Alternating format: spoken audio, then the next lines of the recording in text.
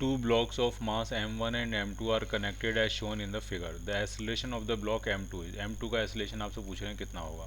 ठीक, तो कैसे करना है इसको, पहले टेंशन बनाते हैं. तो मान लिया अगर इस m2 वाले ब्लॉक में टेंशन t है, ठीक, तो इस वाले रस्सी में टेंशन 2t होगा, फिर यहाँ पे फिर से टेंशन t हो जाएगा, यहाँ पे फिर से टेंशन t हो जाएगा, तो m1 वाले में भी टेंशन क्या रहेगा, t रहेगा. अब फ्री बॉडी डायग्राम बनाते हैं. मान लिया m2 वाला ब्लॉक a एक्सेलरेशन से नीचे जा रहा है, ठीक, तो m1 वाला ब्लॉक भी a एक्सेलरेशन से आगे ही जाएगा. क्यों? क्योंकि टेंशन ट्रिक ये कहती है कि अगर दोनों में टेंशन सेम है तो दोनों का एक्सेलरेशन भी सेम होगा. तो अगर ये a एक्सेलरेशन से नीचे जाएगा तो ये a एक्सेलरेशन से आगे ही जाएगा, सेम टेंशन सेम एक्सेलरेशन. अब दोनों की इक्वेशन बना लेते हैं. तो इक्वेशन m2 की अगर बनाएंगे तो लिखेंगे m2g minus T is equal to m2a, और m1 की इक्वेशन क्या बनाई जाएगी, t minus m1g is equal to m1a. अब दोनों इक्वेशंस को अगर हम ऐड करेंगे तो t से t क्या हो जाएगा, कैंसिल आउट, और एक्सेलरेशन जो यहाँ बनने वाला है वो बनने वाला है m2 माइनस m1 की इक्वेशन हमने ठीक नहीं बनाई. m1 की इक्वेशन में सिर्फ t is equal to m1a होगा, क्योंकि कोई m1g नहीं है जो इसको अपोज कर रहा है. टेंशन m1g तो यहाँ नीचे लग रहा होगा, वो तो नॉर्मल रिएक्शन से बैलेंस हो जाएगा. तो डायरेक्ट इक्वेशन में रहेगी t is equal to m1a. अब दोनों इक्वेशंस को ऐड करेंगे तो फिर से वही t से t कैंसिल आउट हो जाएगा, और m2g आपका जो आएगा वो आ जाएगा m1 प्लस m2a. तो यहाँ से एक्सेलरेशन a की वैल्यू जो आने वाली है वो आने वाली है m2g upon m1 plus m2. So your answer will be a part. a part इसका आंसर बनेगा.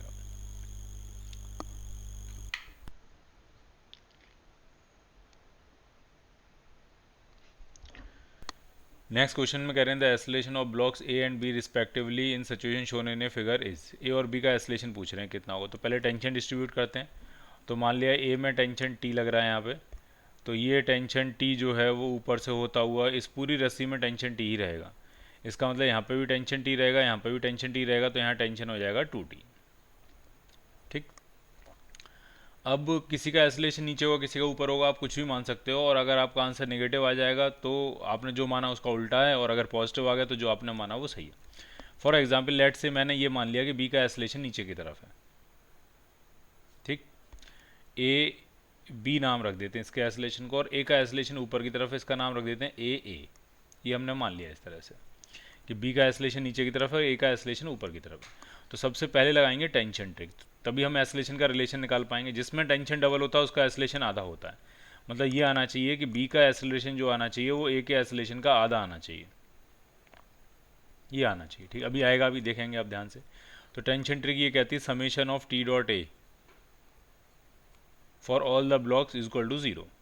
तो बी के लिए अगर लिखेंगे तो टेंशन और एक्सेलरेशन अपोजिट डायरेक्शन में, तो minus 2t into A B बन जाएगा. प्लस ए के लिए लिखेंगे तो प्लस लिखेंगे क्योंकि ए वाले केस में टेंशन और एक्सेलरेशन सेम डायरेक्शन में, तो टेंशन टी ऊपर की तरफ है, एक्सेलरेशन भी ऊपर की तरफ है, और इनका सम क्या हो जाएगा, ये 0 हो जाएगा. तो टी टी कॉमन लेके ये 0 बन जाएगा. तो ए बी जो आपका आएगा वो आपका ए अपॉन 2 आ जाएगा. ठीक है, इस तरह से ये वैल्यू आ जाएगी.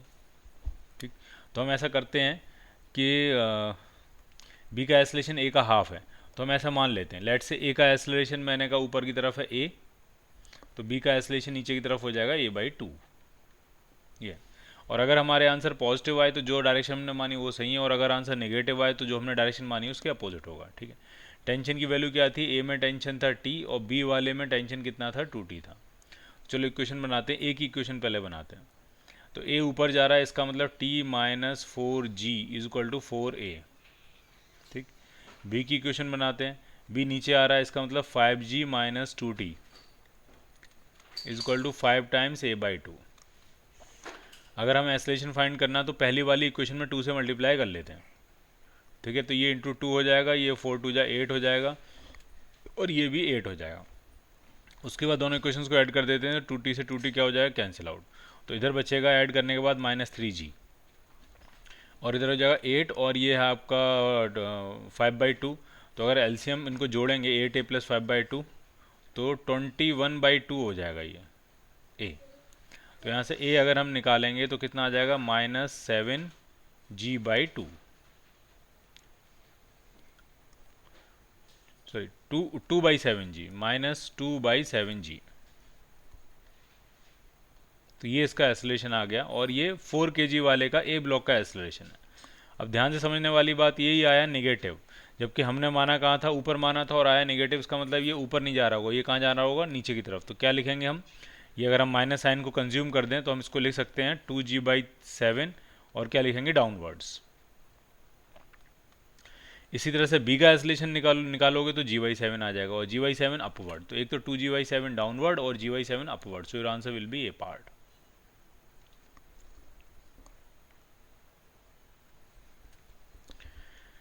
नेक्स्ट क्वेश्चन में स्मूथ सरफेस जो है वो स्मूथ है, फ्रिक्शन कहीं भी नहीं है, और आपको ए और बी का एक्सेलरेशन, ए का एक्सेलरेशन फाइंड करना है। तो टेंशन ट्रिक पहले बनाते हैं। मान लिया इसमें टेंशन लग रहा है टी, तो इस वाले में टेंशन कितना हो जाएगा, 2t, तो यहाँ पे टेंशन कितना लगेगा, 2t। ठीक, ए और बी का मास कितना दिया, तो बी का मास जो दिया है वो दिया है आपको 4 kg, और ए का मास जो दिया है वो दिया है आपको 2 kg। हम कुछ भी मान सकते हैं, मैंने कहा चलो ऐसा है कि बी जो है वो नीचे मूव कर रहा है ए एक्सेलरेशन से, तो ए जो है वो ऊपर मूव करेगा, कितने एक्सेलरेशन से, 2a एक्सेलरेशन से। अब ये 2a कहाँ से आ गया, फिर से टेंशन ट्रिक, जिसमें टेंशन डबल है उसका एक्सेलरेशन आधा होगा। अगर यहाँ टेंशन डबल है तो इसका एक्सेलरेशन आधा होगा, तो अगर इसका एक्सेलरेशन मैंने माना a, तो इसका कितना हो जाएगा, 2a। ठीक है, टेंशन ट्रिक लगा के भी यही रिजल्ट मिलेगा आपको। अब सॉल्व कर लेते हैं। तो बी की इक्वेशन बनाएंगे तो लिखेंगे 4g - 2t is equal to 4a, और ए की इक्वेशन बनाएंगे तो ए में ऊपर तो फोर्स लग रहा है टी, नीचे क्या लगेगा, तो नीचे लगेगा आपका 2g sin 30 mg/sin is equal to 2a।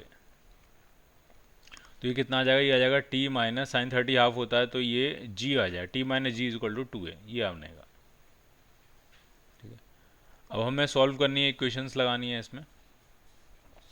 तो ऐसा करते हैं कि इसमें 2 से मल्टीप्लाई कर लेते हैं, तो ये आ जाएगा 2t - 2g is equal to 2 into 2a मतलब 4a। अब दोनों इक्वेशंस को ऐड कर लेते हैं, तो ये 2t से 2t क्या हो जाएगा, कैंसिल आउट। तो ये 4g - 2g इधर बचेगा 2g, और इस तरफ आपका हो जाएगा 4a 8a हो जाएगा ये। तो यहाँ से a जो आएगा वो g/4 आ जाएगा।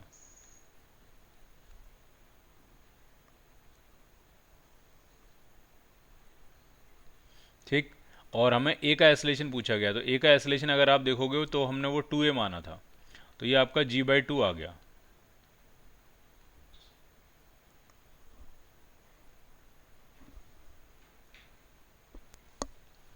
यहाँ पे थोड़ा सा एरर हो गया, ये जो हमने ए की इक्वेशन बनाई थी, तो t - mg sin theta is equal to m into a लिखेंगे, तो मास तो इसका 2 kg था और एक्सेलरेशन इसका 2a था, तो 2 kg इंटू 2a करोगे तो ये 2a नहीं आएगा, ये 4a आएगा। ठीक है, थोड़ा सा करेक्शन कर लेते हैं।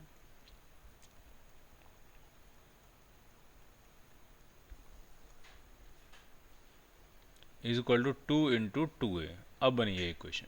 ठीक है, तो क्या इक्वेशन बनेगी, t - g is equal to 4a। अब दोनों इक्वेशंस में ऐसा करते हैं, 2 से मल्टीप्लाई कर लेते हैं, तो ये हो जाएगा 2t 2g, और ये हो जाएगा 8a। अब दोनों को ऐड करेंगे तो 2t से 2t क्या हो जाएगा, कैंसिल आउट, ये बनेगा आपका 2g, और इधर हो जाएगा आपका 12a। तो एक्सेलरेशन आपका आ गया g/6, 10/6। ये किसका एक्सेलरेशन है, 10/6, 4 kg वाले का। अगर हम 2 kg वाले का निकालेंगे, ए का एक्सेलरेशन निकालेंगे, तो वो 2a है, यानी 2 times 10/6, so it will be 10/3 metres पर सेकेंड स्क्वायर, ए पार्ट।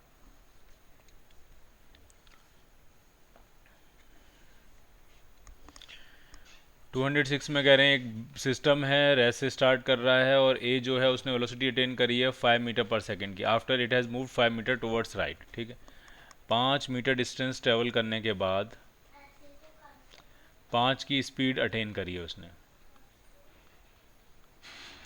तो एक्सेलरेशन हम निकाल सकते हैं। ठीक है, v इक्वल टू होता है √2ax,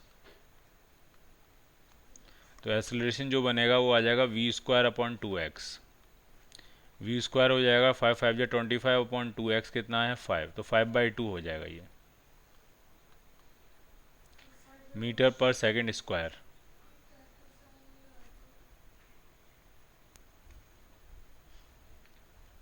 तो ये हो गया ए का acceleration.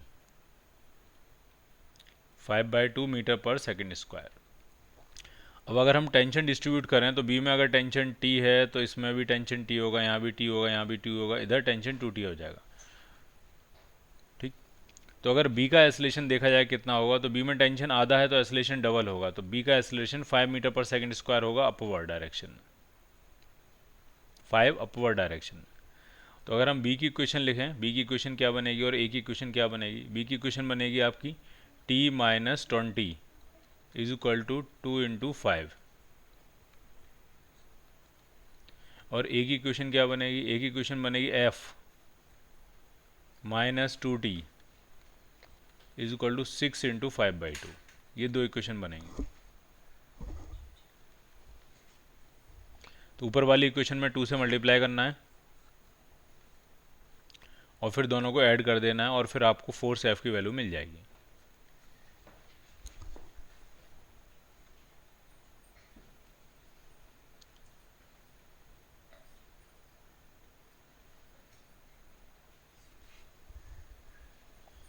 In the following arrangement system is initially at rest, block 5 kg is now released. 5 kg को हम रिलीज कर रहे हैं। Assuming that the pulley and the strings to be massless and smooth, the acceleration of block C. C का acceleration पूछ रहे हैं कितना होगा, सी एसिलेट करेगा तो कितना एसिलेशन से एसिलेट करेगा। तो सबसे पहले समझने वाली बात ये कि टेंशन डिस्ट्रीब्यूट करते हैं। तो अगर मान लिया इस रस्सी में टेंशन टी है तो यहाँ पे भी टेंशन कितना होगा? टी ही होगा। तो यहाँ टेंशन कितना हो जाएगा? ये 2T हो जाएगा। तो सी पे जो टेंशन लगेगा वो 2T लगेगा। और हमें ये देखना है कि कौन सा ब्लॉक मूव करेगा, कौन सा ब्लॉक मूव नहीं करेगा। ठीक है, जैसे अगर हम ए की बात करें, ए नीचे मूव कर रहा है, ऐसा वो कह रहे हैं, ए इज़ नाउ रिलीज, तो नीचे लग रहा होगा फोर्स 5G, और नीचे मूव कर रहा है, इसका मतलब टेंशन की जो वैल्यू होगी वो 5G से कम होगी, तभी वो मूव कर पाएगा नीचे की तरफ। अब टेंशन अगर 5G से कम होगा तो ये टेंशन 10 kg को तो लिफ्ट ही नहीं कर पाएगा, तो 10 kg लिफ्ट नहीं हो पाएगा, ये पक्का हो गया। यानी 10 kg तो आपका रेस्ट में रहेगा। 10 kg वाला जो ब्लॉक है ये तो आपका कहाँ रहने वाला है? रेस्ट में। यानी अब खेल होगा ए का और सी का। तो ए अगर मान लिया ए एसलेशन से नीचे की तरफ आ रहा है तो सी जो है वो a/2 एसलेशन से ऊपर की तरफ जाएगा। अब ये a/2 कैसे हो गया? टेंशन डबल हुआ तो एसलेशन आधा हो जाएगा। और बी कहाँ रहेगा? बी तो आप ऐसा मान लो जैसे फिक्स है, बी आप ऐसा मान सकते हो जैसे कि फिक्स है, ग्राउंड पे फिक्स है, वो मूव नहीं करेगा।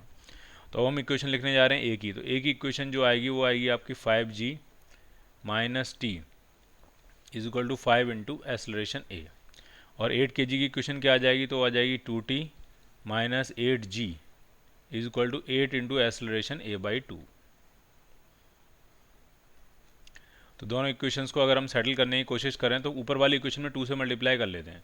तो ये 2 से मल्टीप्लाई हो गया, ये 2T हो गया, ये भी 2 से मल्टीप्लाई हो गया, 10 हो गया। यहाँ पर जैसे ऐड करेंगे 2T से 2T क्या हो जाएगा? Cancel out. ये 10G है, ये 8G है, तो ये 2G बचेगा आपका। इज इक्वल टू कितना आ जाएगा? तो ये 10A है और ये 4A है, तो 14A आ गया। तो एसलेशन यहाँ से आ रहा है G/7, 10/7 मीटर पर सेकंड स्क्वायर। तो ये एसलेशन तो आपका ए का है। अगर सी का एसलेशन देखेंगे हम, सी का एसलेशन a/2 है, तो सी का एसलेशन आ जाएगा 5/7 मीटर्स पर second square, D part.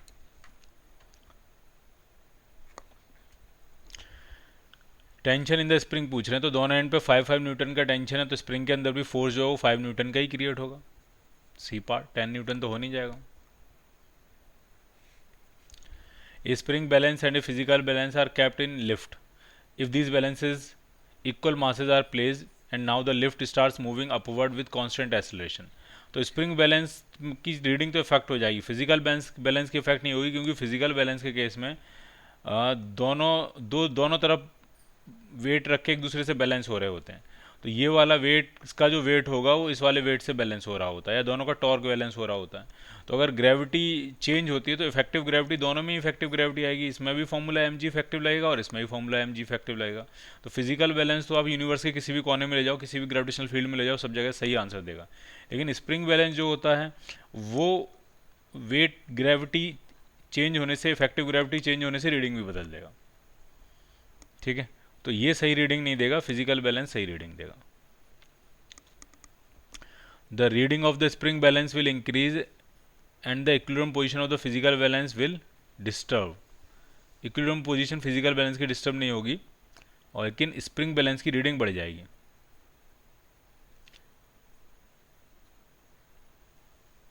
So your answer will B D part.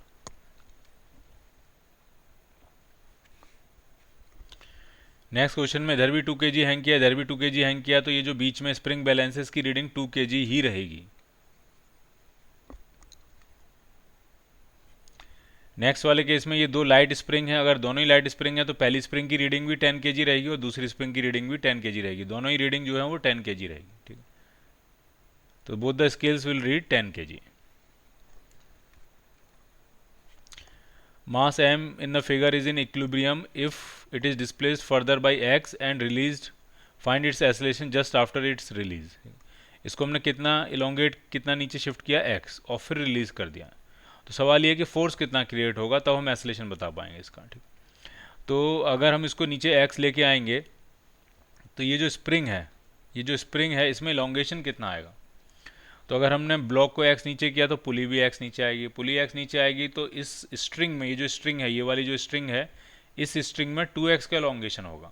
तो स्प्रिंग के अंदर 2x का एलोंगेशन होगा। सबसे पहली बात तो जरूरी ये समझ में आनी चाहिए, यानी स्प्रिंग का जो फोर्स आएगा जो कि रस्सी में टेंशन की तरह अपीयर होगा वो 2kx हो जाएगा, क्योंकि एलोंगेशन 2x का था। अगर यहाँ पे टेंशन t है, यहाँ टेंशन t है, तो इसमें टेंशन 2t आएगा, यानी यहाँ पे जो टेंशन आएगा वो 2t आएगा, यानी 4kx हो जाएगा। क्लियर। अब इसमें ये पूछ रहे हैं कि एक्सेलरेशन कितना होगा। ठीक है, तो एडिशनल फोर्स जो होगा वो होगा 4kx upon mass m is equal to acceleration. ये होगा mg कहाँ गया, तो mg तो पहले भी वो इक्विलिब्रियम में ही था, और इक्विलिब्रियम में था यानी पहले भी स्प्रिंग इलोंगेटेड रही होगी, और उस स्प्रिंग की वजह से जो फोर्सेज आए होंगे वो mg को बैलेंस कर रहे होंगे। अब आपने और फर्दर x खींचा, तो ये जो 4kx है ये एडिशनल फोर्स है, ये टोटल फोर्स नहीं है, ये एडिशनल फोर्स है। तो एडिशनल फोर्स अपॉन मास करेंगे तो नेट एक्सेलरेशन आपको मिल जाएगा। तो 4kx upon m, so your answer will be C part.